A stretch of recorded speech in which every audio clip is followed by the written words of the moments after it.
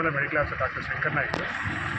మనం ప్రతి సంవత్సరము 6 నెలలకు ఒకసారి కుష్టి వ్యాధి మీద లక్షణాలు దాని తగ్గట్టుగా నిర్ధారించి ఏమన్నా ఉంటే కుష్టి వ్యాధి గ్రస్తులకి మనం ట్రీట్మెంట్ తీసుకురావడం జరుగుతుంది. ఈ సంవత్సరంలో మనము జనవరి 20 నుంచి ఫిబ్రవరి 2వ తేదీ వరకు 15 రోజులు కుష్టి వ్యాధి సర్వే జరుగుతుంది.